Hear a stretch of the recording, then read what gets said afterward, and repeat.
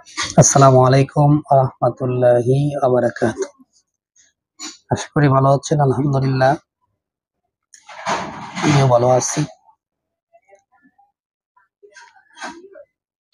সমস্ত প্রশংসা আল্লাহ তাআলার। আজকে আসরের নামাজের পর যে বয়ান হুজুর করলো, হাদিস থেকে যা পড়া হলো সেটা শেয়ার করবো ইনশাআল্লাহ। আজকে মসজিদের মধ্যে যারা অবস্থান করে, মসজিদের খুঁটি স্বরূপ সেই বান্দা আর বেশি সময় অবস্থান করে মসজিদের মধ্যে।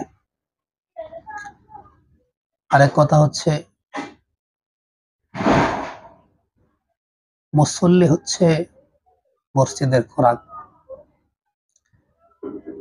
যারা মসজিদে বেশি বেশি সময় দিবে, জামাতে নামাজ পড়বে, তাদের যদি কোনো অসুখ হয়, বিপদ হয়, অসুখের কথা বলা হয়েছে যে তাদের সাহায্যকারী হয় ফেরেশতা।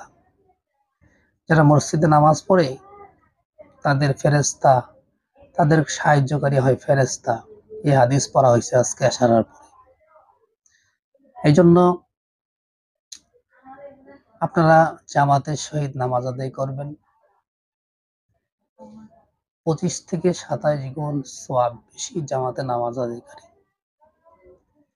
একজন বুজুর্গ তার 40 বছর জিন্দেগিতে একদিন জামাত তরক হয়েছিল। সেই একদিন সে একক্তর বিনিময়ে সে 25 বার নামাজটা পড়ছে। 25 বার নামাজটা পড়ছে, তারপরও মনের তৃপ্তি আসে না। এই জন্য জামাতের নামাজের সাথে অন্য কোনো নামাজ, একাকী নামাজ মিলবে না কখনো। এই জন্য জামাতের সহিত নামাজটা সবসময় পড়া। দুনিয়াতে একদিন কেউ থাকবো না, এই জন্য আখেরাতকে বেশি প্রাধান্য দেওয়ার জন্য আল্লাহ তাআলা বলছে, তোমরা আমার ইবাদত করো এবং রিজিকের জন্য মাঠে ছড়ায়া যাও, মানে কাজে চলে যাও। কাজ করতে হবে আল্লাহর ইবাদত বাদ দিয়ে নয়। কাজটাও আমাদের ইবাদত। যদি আল্লাহর ইবাদত মেনে চলি, কাজটাও আমাদের ইবাদতে গণ্য হবে। আমরা আল্লাহর নাম নিয়ে যখন কাজ শুরু করব, কাজ শেষে যখন আলহামদুলিল্লাহ বলবো, এই সময়টা ইবাদতে গণ্য হবে। এই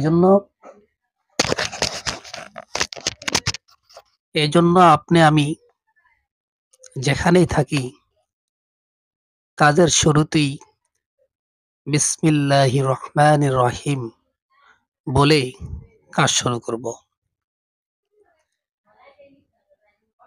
কাজ আল্লাহ তাআলার একটি নিয়ামত, আল্লাহর ইবাদতও একটি নিয়ামত।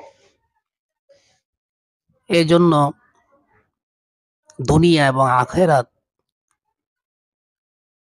এই দুইটা আল্লাহ তাআলা আমাদেরকে এই দুনিয়ার জমিনে পাঠিয়ে দুইটা জিনিস দিয়ে দিয়েছে। আজকের কথাগুলো শুধু আপনাদের জন্য নয়, আমারও। এই পৃথিবীতে যত আলেম দেখতেছেন, বুজুর্গ মানুষ দেখতেছেন, ওলি আল্লাহ দেখতেছেন, এটি আল্লাহ তাআলার একটি নিয়ামত। আলহামদুলিল্লাহ না বললে শুকরিয়া কম হয়ে যাবে। এই নিয়ামতের শুকরিয়া কিয়ামত পর্যন্ত বলেও শেষ করা যাবে না। উচ্চ মানের বুজুর্গ মানুষ বেশি ভয় থাকে এই উচ্চমানের অবস্থান থেকে সে শয়তানের হালতেনি চলে যায়। এখন যেই জামানা পড়ছে, অত্যন্ত কঠিন এক সময় পার করতেছি আমরা। আল্লাহ পাকের কাছে তওবা করা বেশি বেশি। আমার নিজের অভিজ্ঞতা থেকে বলছি, যারা নিয়ে আল্লাহ তাআলার পছন্দনীয় বান্দা, ওই বান্দাগুলা মৃত্যুর আগ পর্যন্ত পছন্দনীয়র ভিতরে থাকা খুবই কঠিন, আল্লাহ তাআলা রাখলে সহজ। এইজন্য আল্লাহ তাআলার কাছে সবসময় এটাই চাও, আল্লাহ যতদিন এই দুনিয়ার জমিনে বাঁচায় রাখবা, তুমি ঈমান ও আমলের সাথে বাঁচায় রাইখো। জীবনের গুনাহগুলো আল্লাহ তুমি মাফ করিয়া দিও। চোখের পানি ছাড়া বেশি বেশি তওবা করা। দিনে কমপক্ষে 200 বার বা 100 বার তওবা করা। আল্লাহ তাআলা আমাকে আপনাকে তওবা করার তৌফিক দান করুক। আমিন। এই চ্যানেলটিতে যারা নতুন আছেন, সাবস্ক্রাইব করেন নাই, সাবস্ক্রাইব করে দিবেন। আসসালামু আলাইকুম।